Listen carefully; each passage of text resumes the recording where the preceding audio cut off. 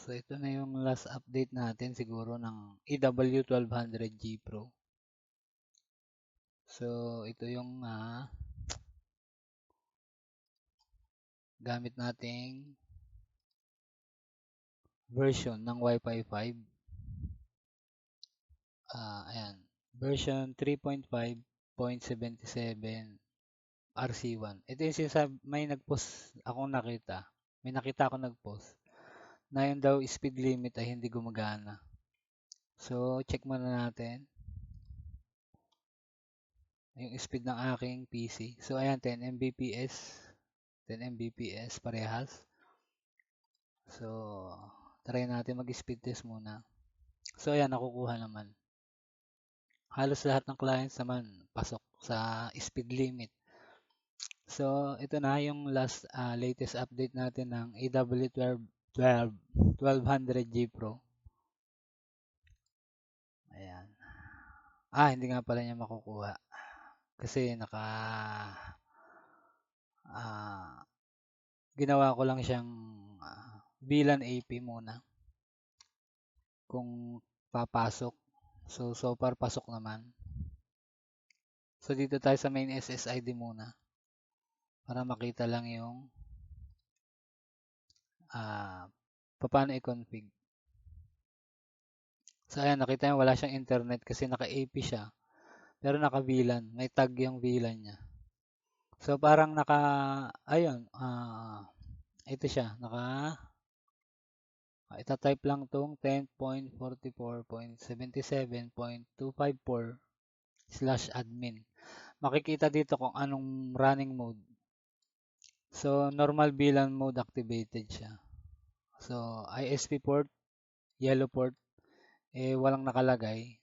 So, nakatag yung LAN 1. So, galing dun sa aking server ng Wi-Fi 5, nakatag yung LAN 1. Naglagay ako ng tag dito.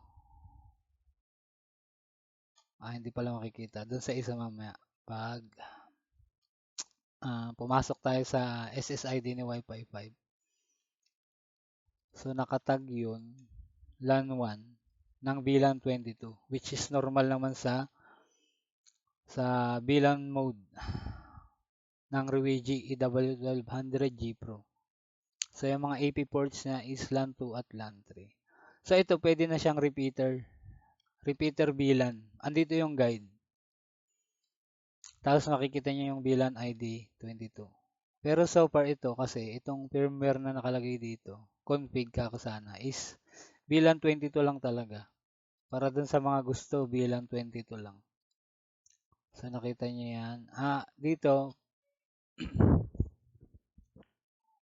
pag kinonfig tong guest wifi, naka-off to. I-on nyo yan. Tapos wala na kayong gagalawin dito. Huwag nyo gagalawin yan. Tapos i-disable lang yung guest isolation. Tapos kung gusto nyo naka-band steering tsaka express. Yan. Tapos isi-save lang. Ganun na yan. Hindi na kailangan i-on off tong speed limit. Wala na yung bug niya dito yung nasasakal dito sa speed test sa guest wifi. Ito yung latest nga palang version. Yan. Wala na yung bug ng 219. Yung 301 na fix na. So halos lahat na-fix na talaga yung mga bug. So ito na yung last at latest update ng EW1200G Pro VLAN setup. So naka-default to VLAN 22.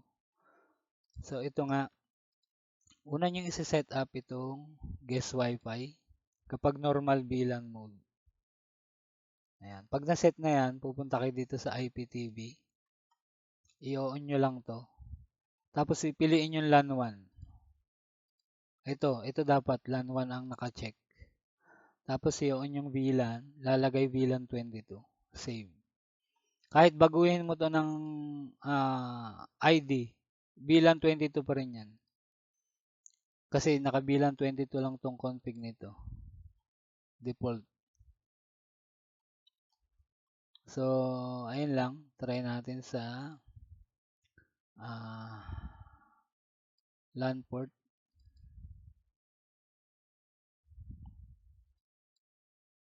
So, nakatag yung LAN 1. So, ayun, nakita nyo, naka Wi-Fi 5 na siya. Kuha yung IP. So, dito yung sinasabi ko sa inyo kanina na yung main VLAN ko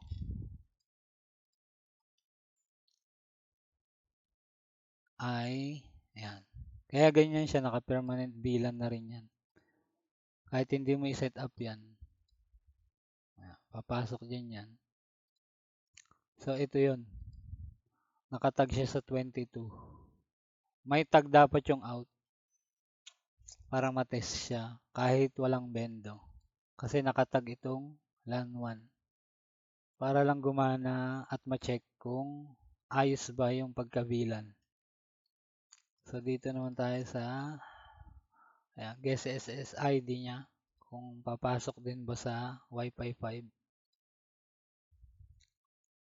So, hindi niya makukuha yan gawa ng connected tayo sa bendo.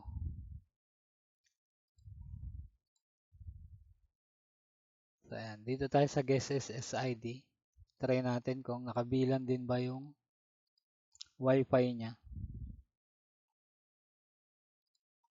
So, ayan. Check natin yung IP. IP ng bendo. Check speed test. Check muna natin yung dashboard ng client. 10 Mbps, 10 Mbps din. 10 Mbps din yan. So, try natin. Speed test. So, ito. Yung version 3.5.77 RC1. Gumagana yung speed limit. So, baka meron lang mali dun sa setup nung nag-post. Na hindi daw gumagana yung speed limit ni Wi-Fi 5 3.5.77 RC1. So, gumagana naman.